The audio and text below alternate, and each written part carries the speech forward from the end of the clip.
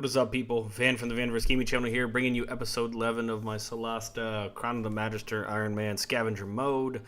Last episode we hit level 4, cleaned up a side quest. In this episode we're also going to clean up some side quests. We're going to do a little shopping here, and then we're going to head out on the road to head to the location to do some of the side quests that we have. So let's get going. Alright, so now that we've finished up our shopping, you can see possible gem location is on the map, but we're not going to go there. You need to notice here back at Caer Lem, we have several side quests to complete.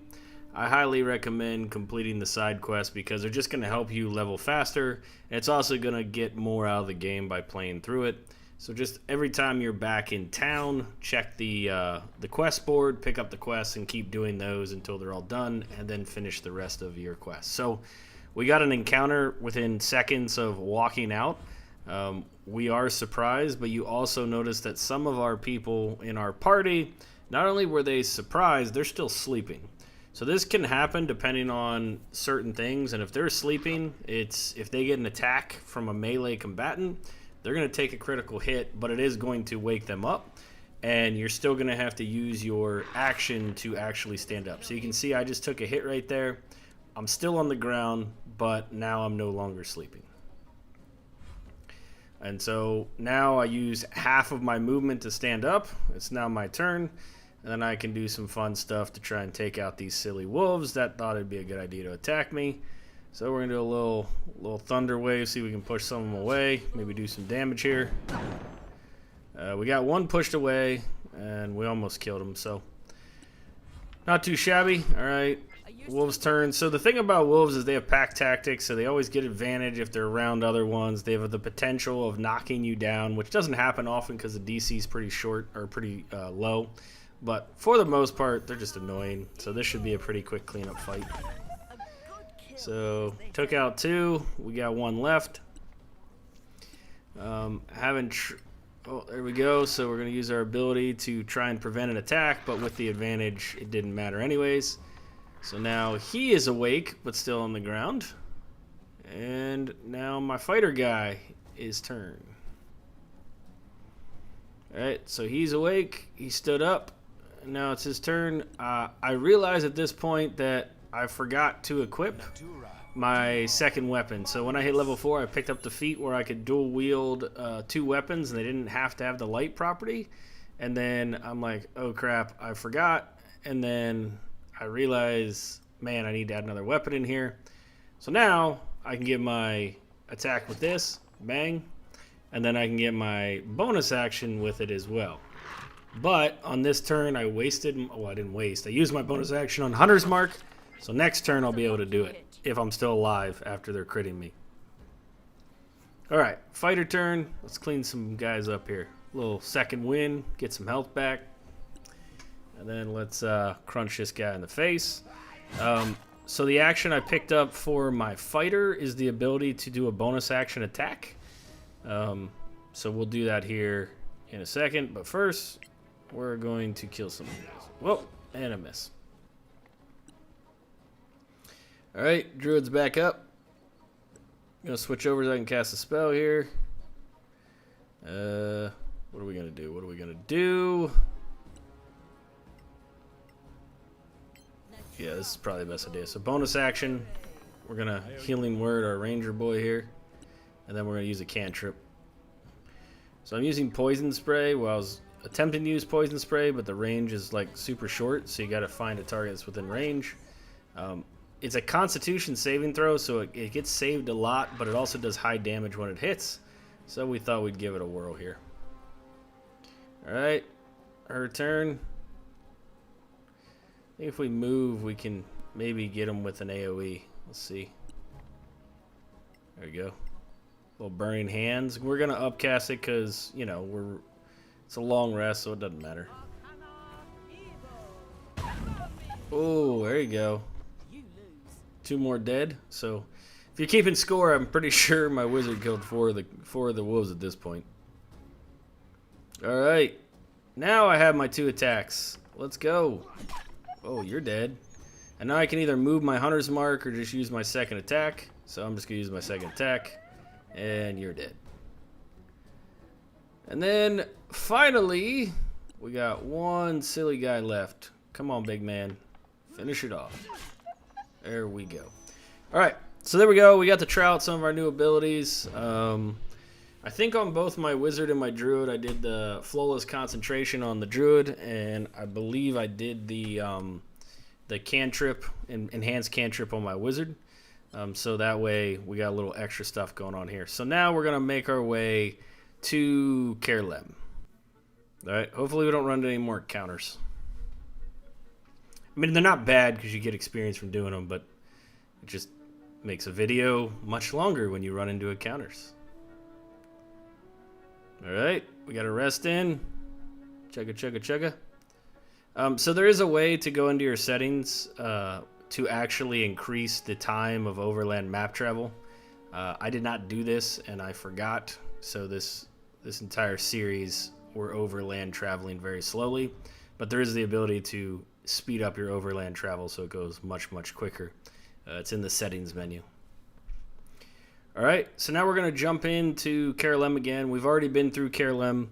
It's like the first location we've been through, but down in the Goblin Cave, we have to handle our business down there. We have to go and collect something.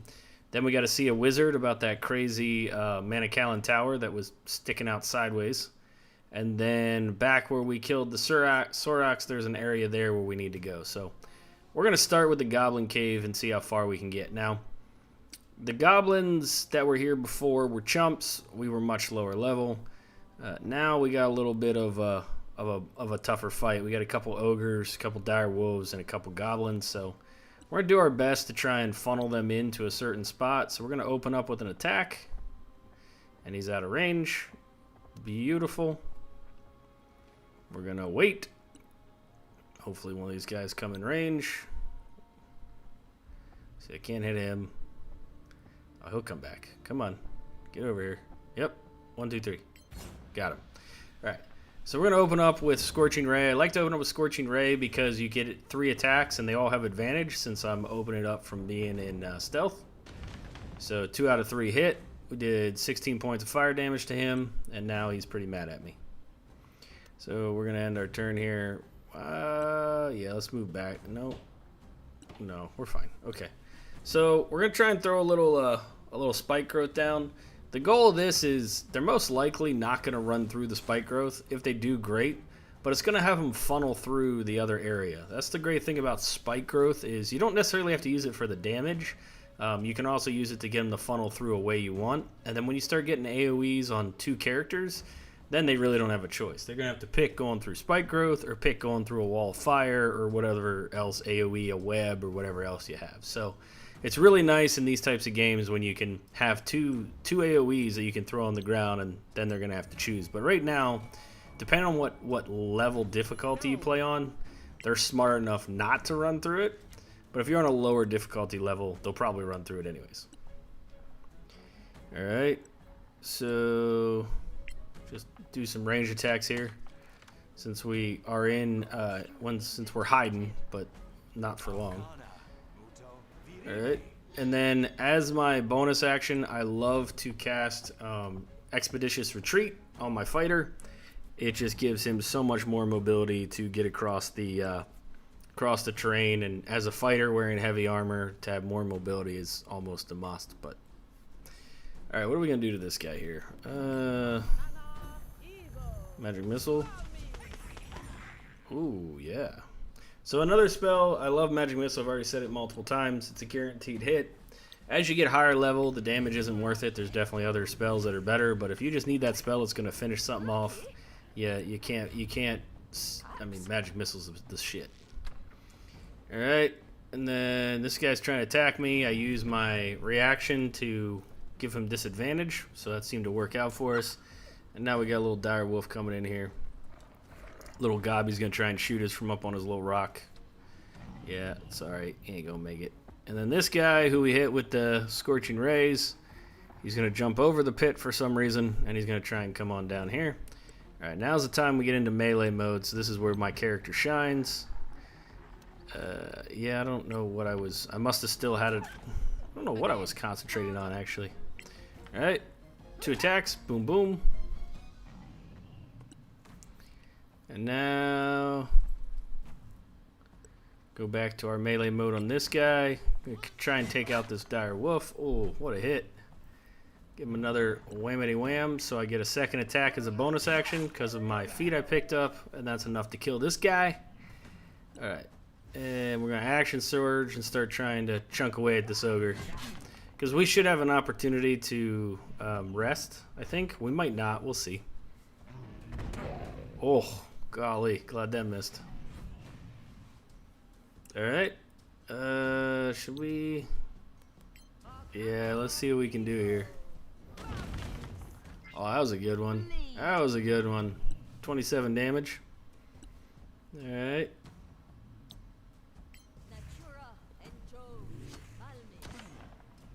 Okay, another 8 damage. Alright, we're chunking him up pretty good. Okay, he's gonna... Oh, that's a hit. Bang. This guy... Oh, that's a hit. Golly. Alright, come on, ogre boy. Get up in here. Yeah. Alright, now. Let's go. Come on. Yes. Alright. Fighter boy should finish him off. Oh, crit, baby. Okay, this guy's next. Bonus action. Boom. 1d4 plus my strength, so not great, but hey, it's extra damage. Alright, now what am I going to do to this guy? Oh, yeah, he's within range. A little poison spray. Oh, 10 damage. Nice. Okay. And then we have... I guess we'll just cantrip this guy, save our spells. We already have our spike growth going. I mean, that's pretty much a druid's MO, right? You concentrate on the spell, then you just basically use your cantrip the whole fight. Maybe concentrate on the spell and switch into a wild shape. I mean, that's pretty much what you got working out. Gotta love druids. Bonus action heal. Do a cantrip. It's a very exhilarating class. Oh, that's a hit. Ogres have like no armor class, so you don't have to worry about missing them very often. They just got a ton of hit points. Alright, he's going down. There we go. Come on. Come on, baby. There it is. Oh, that's so bad. Alright, she'll finish the job. We'll do 2 just to be safe.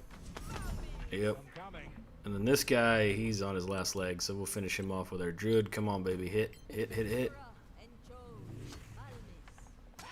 Yes, sir. Alright. So, not quite sure why I had that goblin hunter marked. I've been wasting my hunter's mark the whole time, so we'll try and get in range and mark this guy. We got 1 gobby left, and I think we're good to go. Alright.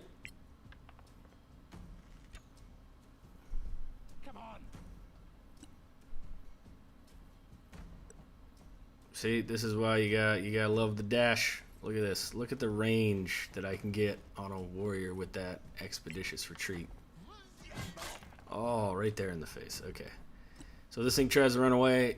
Attack of opportunity unless it has a disengage where it might.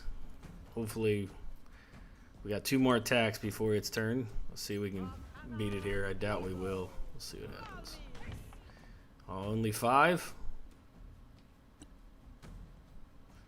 Alright. Druid cantrip. Let's go.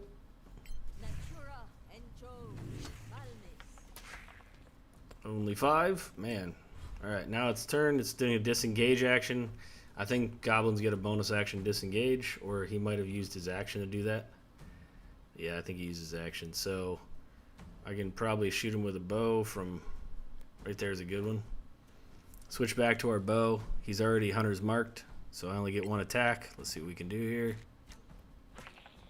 So 11. Yep. So with the hunter's mark, we got a little extra damage, and then now we use our bonus action, expeditious retreat. We get up in here and we finish the job, and we are done. All right. So fight over. Our whole reason for coming here is to pick up a quest item, and it's in this pit over here that the giant ogre jumped over earlier in. We can do some looting while we're here as well, but the whole reason we're here is for this. You can kind of see it glowing right there in that pit. It has little yellow circles around it. That's basically what we've come to get.